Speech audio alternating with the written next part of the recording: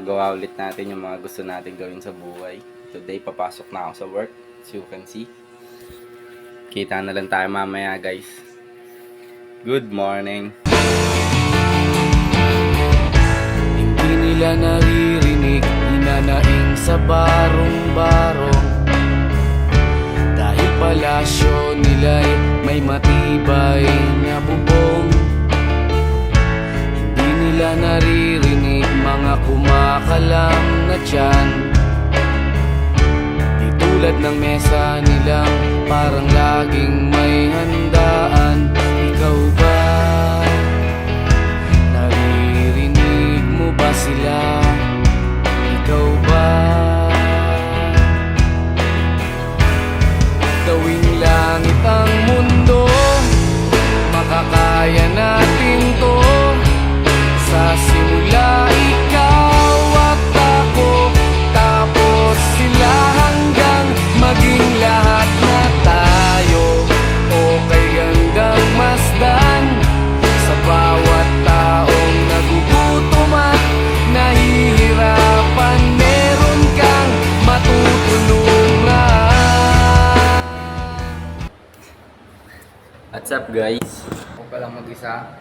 And wala pang tao, kaya pahinga muna ako. Magbubuhat ako ngayong araw. 9 AM from 9 PM. 9 PM ako mag-out. So marami akong vlog na gagawin ngayon. And so ako pa mag-start, gumawa ng madaming videos. Today, ang workout ko ay chest. So ang sabay lagi ng chest ko is biceps and abs. After 2 weeks, ngayon lang ulit ako makapagbuhat kasi mula nga nung nagkasakit ako. And di na ako nakapasok ulit dito, di na ako nakapag-duty.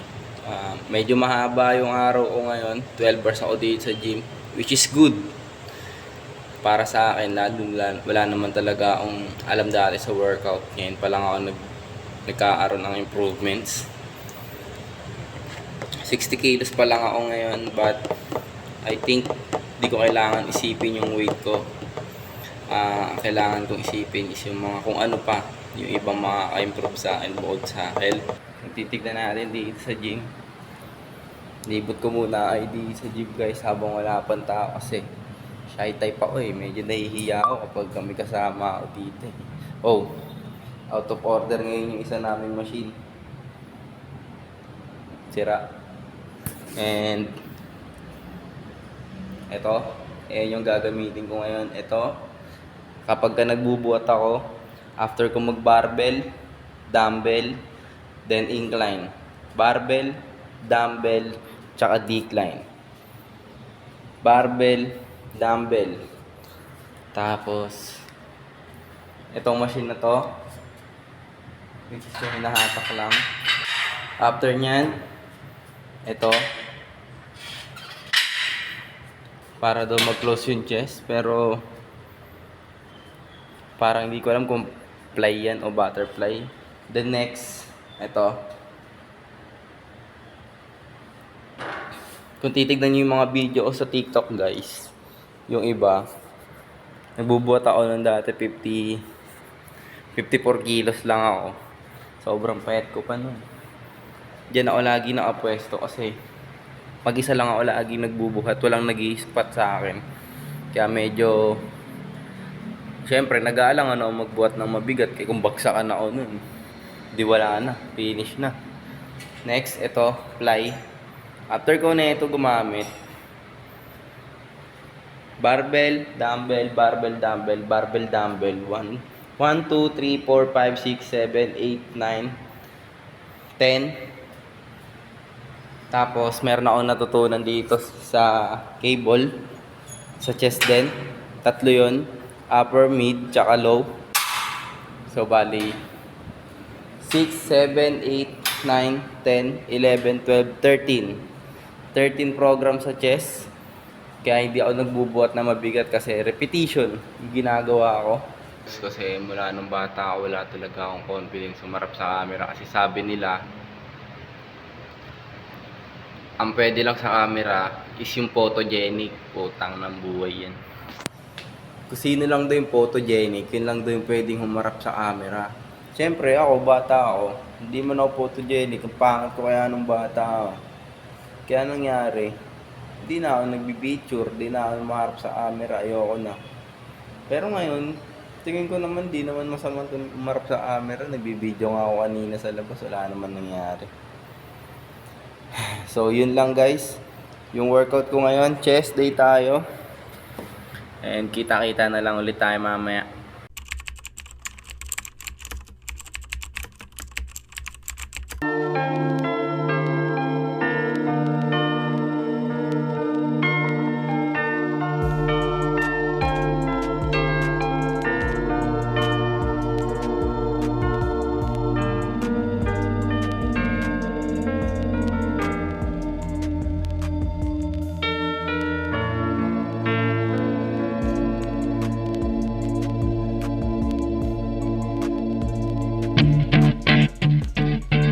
Look, if you had one shot, or one opportunity to seize everything you ever wanted in one moment, would you capture it? Or just let it slip? Yo.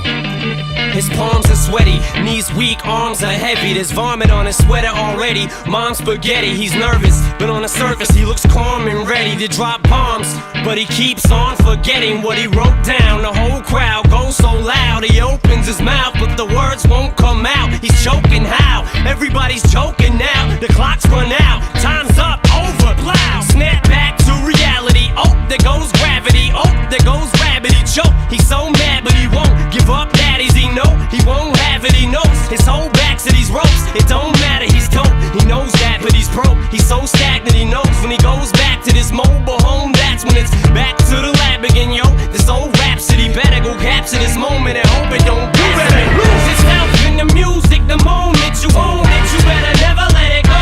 You only get one shot. Do not miss your chance to blow. This opportunity comes once in a lifetime. You better lose yourself in the music. The moment you own it, you better never let it go.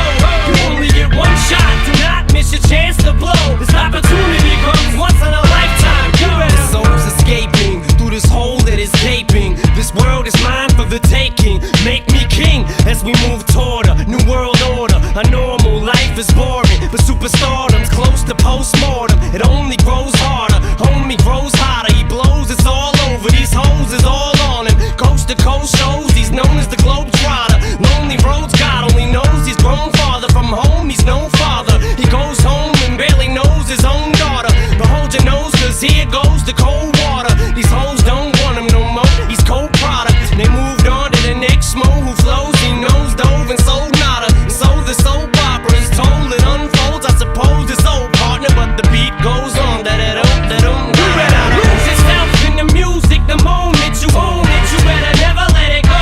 You only get one shot. Do not miss your chance to blow. This opportunity comes once in a lifetime. You better lose yourself in the music. The moment you own it, you better never let it go. You only get one shot. Do not miss your chance to blow. This opportunity comes once in a lifetime. You better. No more games. I'ma change what you call rage. Tear this motherfucking roof off like two dogs cage. Kaya ako na lang dito mag-isa sa gym. Ready na akong umuwi. And wala nang tao. Minsan guys, naiisip ko na tingnan mo. Imagine. From 49 kilos, 61 na ako ngayon. After 7 months. Pero di ako kakain ng nagtitake na supplements. Talagang na ano lang, kung ano lang yung katawan ko, yun lang yun. Basta nagulat na lang ako, nadagdagan na yung weight ko. Ano yung pinopoint ko dun? So, ang pinopoint ko lang is yung pagbubuhat ko dito sa gym ng libre. Ayan yung lagi ko sinasabi noon pa eh. Nung nag-uumpisa pa lang ako magbuhat dito. Yung sahod ko na nakukuha sa pagbabantay ko dito sa gym is mas malaki yung sahod na nakukuha ko dito para sa katawan ko. Nakapagbuhat ako ng libre, 12 hours ako sa gym, 12 hours akong pwedeng magbuhat. So ngayon marami akong nagawa ngayong araw. Nakapag-workout ako ng chest, nakapag-bicep ako, nagkaroon ako ng mga kaibigan, communication skills, bumubukas yung bibig ko. So dati hiyang-hiya ako marap sa camera, pero ngayon guys, naman, kaya ko na umarap sa camera and kaya ko na magsalita. Pero sa ngayon, syempre, dahil nahihiya pa ako ng konti na lang naman, mas better na nagsasalita ako ng mag-isa. Katulad nito, wala nang tao sa gym. Nasasabi ko yung gusto kong sabihin. And hindi ko iniisip na kausap ko yung sarili ko. Ang kausap ko, which is yung cellphone ko. Para sa akin, kaibigan ko siya kasi pwede kong sabihin lahat ng gusto kong sabihin. And open siya. Tanggapin yung mga sasabihin ko, kung ano man yun. And bahala na yun sa mga makakanood kung ano yung para sa kanila yung sinasabi ko. Pero ang point ko is, ang pinakamagandang gift na binigay sa akin ngayon ng universe, ni God, is eto. Imagine na pagbuhat ako. Last year, nagpo-push up lang ako sa bahay. Grabe yung law of attraction, guys. Imagine yung ina-attract ko noon na magkaroon lang ako ng opportunity na makapagbuhat. Naalala ko pa nga, nag-monthly kami ni Kuya dun sa gym na malapit sa tinitiran ko dati. Then, kulang yung bayad namin sa monthly. Kaya hindi ako pinabuhat, pinauwi ako. Ang payat ko pa nun. Pero ngayon, tingnan nyo guys. Binabayaran na ako habang nagbubuhat. See? Grabe yung law of attraction. Dati, na-attract ko lang na makapagbuhat ako, pero ngayon, nakapagbuhat na ako habang sinasahuran ako. Kaya, hindi man malaki yung sahod, wala naman akong asawa, wala naman akong anak, hindi naman ako pamilyado. Yung sinasahod ko naman, kahit papano, kaya kong mabigyan yung mga magulang ko. Hindi man ganun kalaki, pero at least kaya. Pasasaan ba? Pero kung may pipiliin ako guys, kung magtatrabaho ako bilang service crew, nasasahod ako ng, sabihin na nating above minimum, ganyan, o kahit saang restaurant, para sa akin mas pipiliin ko pa rin yung gym. Kahit na hindi ako sumahod ng malaki dito, at as long as na nakakapagbuhat ako ng libre, and yung pagbubuhat ko binabayaran pa ako, mas okay sa akin yun.